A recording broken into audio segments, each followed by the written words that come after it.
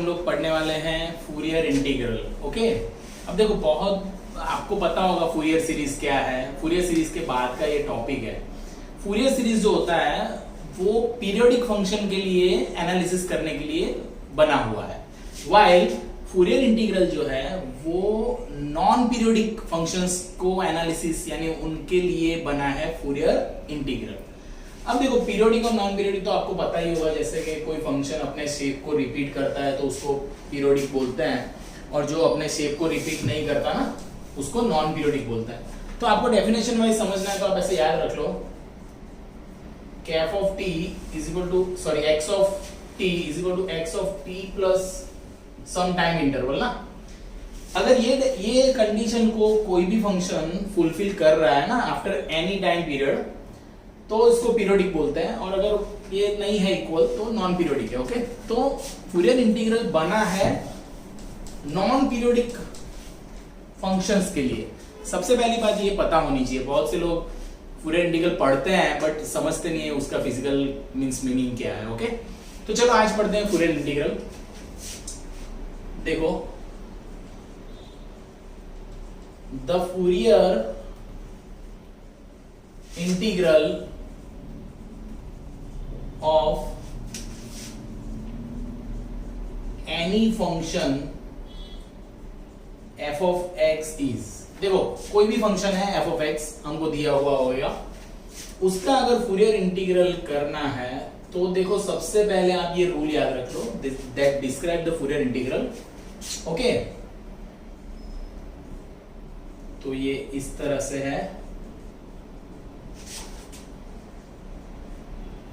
cos of lambda x minus t dt into d lambda। अब देखो इसको थोड़ा ऑब्जर्व करेंगे हम लोग। हमको फाइंड करना है फूरियर इंटीग्रल। देखो दोस्तों हमको फाइंड करना है कि आप फूरियर इंटीग्रल यानी कि आपका जो आंसर आएगा उसमें इंटीग्रेशन तो रहेगा, इंटीग्रल ही फाइंड करना है ना। फूरियर इंटीग्रल फॉर्म फाइंड करना है, यानी उसको बोलते हैं फूरियर इंटीग्रल ट्रांसफॉर्म कर रहा है, फूरियर इंटीग्रल ही कर रहे हैं हम लोग। तो इसका मतलब ये इंटीग्रेशन रहेगा, ये इंटीग्रेशन इतना पोर्शन हम सॉल्व करेंगे। कितना पोर्शन देखो मैं एक बता देता हूं आपको कि दिस मच, ये जो ब्रैकेट में है ना उस पोर्शन को ऑलवेज सॉल्व करने का सोचेंगे हम लोग, बराबर है। That procedure is known as the Fourier integral. अब देखो फंक्शन जो होता है ना, फंक्शन दो टाइप के होते हैं, ऑड या तो इवन होता है। ओके, अगर ऑड फंक्शन है तो हम फूरियर साइन इंटीग्रल फाइंड करेंगे, और अगर इवन फंक्शन है तो हम फूरियर कॉस इंटीग्रल फाइंड करेंगे ना, कॉसाइन इंटीग्रल। तो देखो यहां पे तो लिखते हैं हम लोग फूरियर कॉसाइन। अब देखो ये जो है फूरियर इंटीग्रल का मेन रूल, वो फूरियर कॉसाइन इंटीग्रल करते हैं तो क्या ट्रांसफॉर्म हो जाता है। देखो ये तो वही रहेगा, ये भी वही रहेगा, यहां पे f of t रहेगा, यहां पे हो जाएगा cos lambda x into cos lambda t dt, और ये है d lambda. Okay, so you understand कि ये जो इंटीग्रेशन है वो dt का है और ये इंटीग्रेशन लैम्बडा के रिस्पेक्ट में है। ओके, तो this is the basic definition of cosine integral. अब देखो अभी हमने ऐसा देखा कि मैंने अभी बोला आपको कि कॉसाइन इंटीग्रल हम कब फाइंड करते हैं,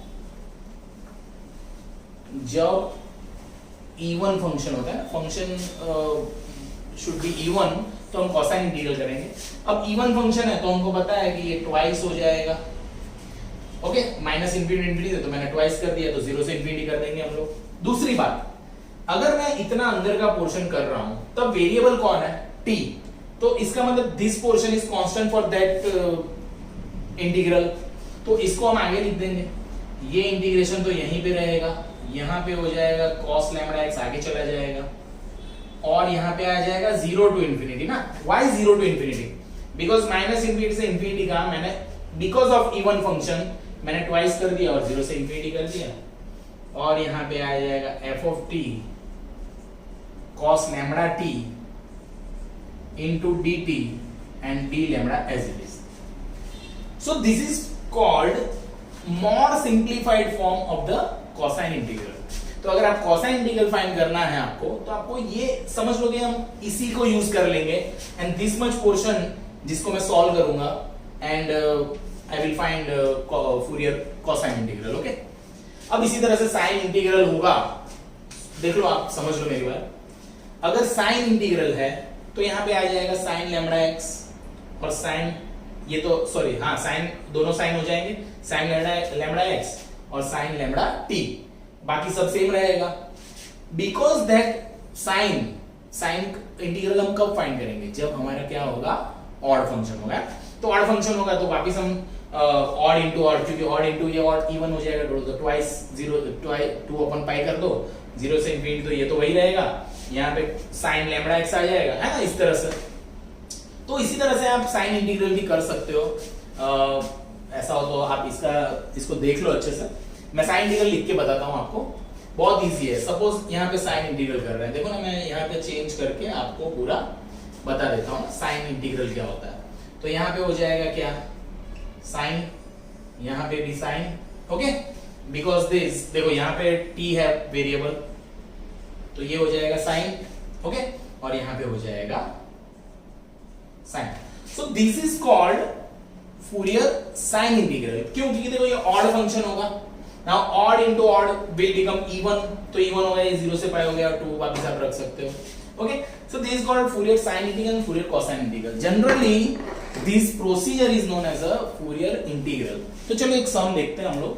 आई होप आपको इंट्रोडक्शन पता चल गया होगा कि what is Fourier integral. Fourier integral is used for non periodic functions analysis. Okay, तो यहां पे देखो सब लोग, एक सम लेते हैं ताकि आपका आइडिया पूरा क्लियर हो जाए कि what is the procedure, actual procedure. Okay,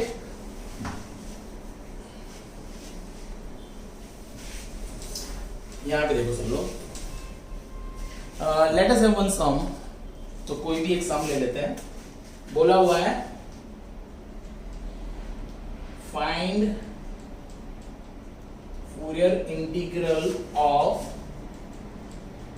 f of x is equal to 1 and 0 where range is given by this. Okay, so देखो यहां पे mod x दिया हुआ है, mod x less than 1 and mod x greater than 1. Okay, तो देखो mod का मतलब क्या होता है, देखो हम थोड़ा इसको समझते हैं कि mod x क्या होता है। बहुत से लोग mod x को अच्छे से एनालाइज नहीं करते। तो what is the basic definition of, देखो f of x बराबर mod x है ना, तो उसका मतलब क्या है पता है? mod x का मतलब क्या होता है? mod x का मतलब है कि ये x है और यही माइनस x है जब x ग्रेटर देन 0 और जब x लेस देन 0, ऐसा होता है।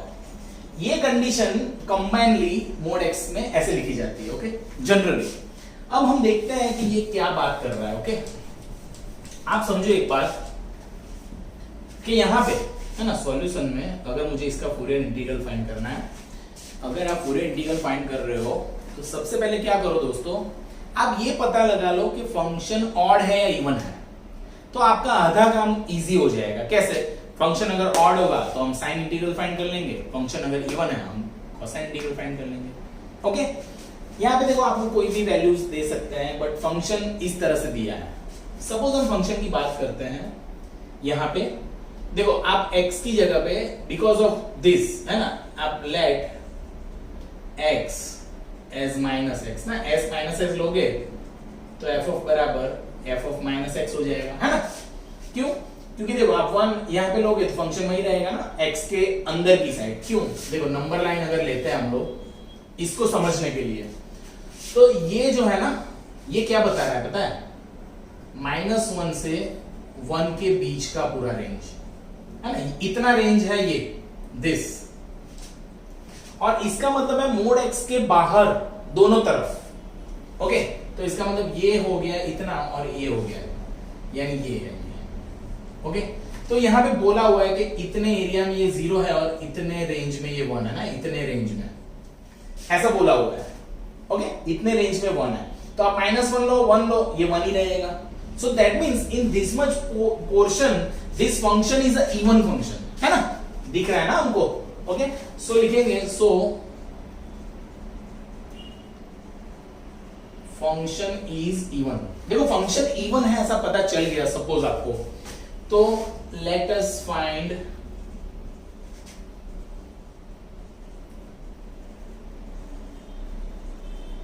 Cosine integral. ओके, अब हम लोग क्या फाइंड करेंगे, कोसाइन इंटीग्रल फाइंड करेंगे दोस्तों।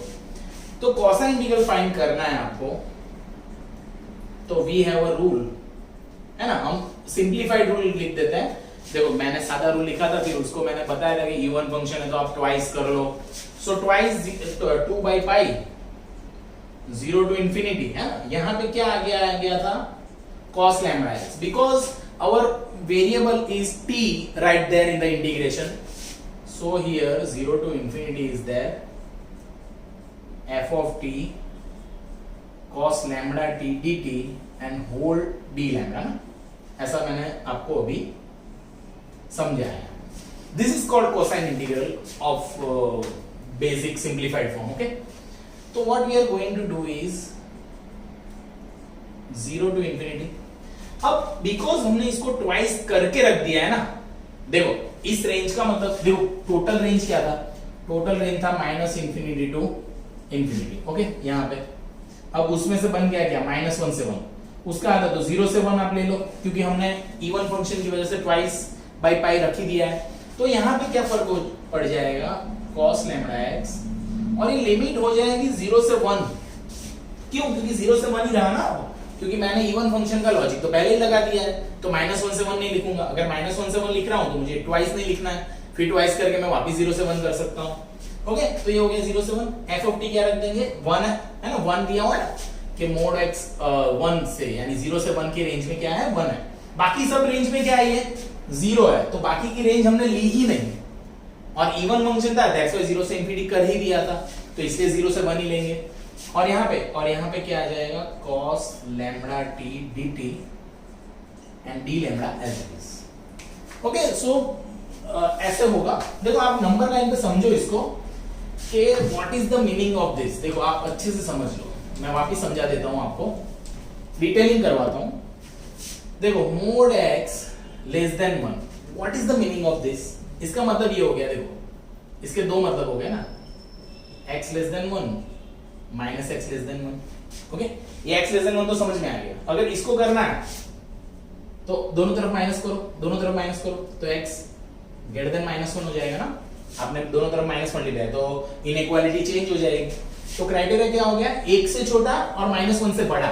इसलिए नंबर लाइन में जब आप देखोगे तो -1 से बड़ा और 1 से छोटा, यानी ये रेंज बता रहा है ये इतनी। ओके, और उस तरह से आप इसको समझने का ट्राई करोगे तो मोड का मतलब क्या होता है, x greater than 1 and -x, है ना, ग्रेटर देन 1 हो गया।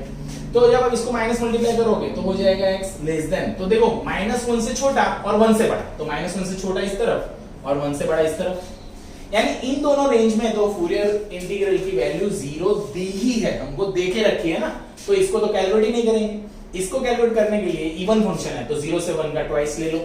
Okay, and you can find the integral of this. Okay, तो आई होप आपको मोड का लॉजिक पता चल गया होगा किस तरह से किया सर ने। ओके, अब इसके बाद यहां पे देखो, इसके बाद तो इंटीग्रेशन का फॉर्म है 2 by pi 0 to infinity cos lambda x, cos lambda x दिख रहा है ना सबको बराबर, आई थिंक दिख ही रहा होगा, cos lambda x। और यहां पे व्हाट इज द, देखो 1 का तो मल्टीप्लाई, तो इसका इंटीग्रेशन करेंगे हम, तो क्या हो जाएगा, sin lambda t upon lambda, है ना। और यहां पे आप लिमिट रख दोगे कितना, 1 0, और d लैम्बडा इज रिमेनिंग। देखो d लैम्बडा तो बाकी है, तो उसको तो वैसा ही रखा है हमने। अब ये 2 पाई 0 से इंफिनिटी cos lambda x।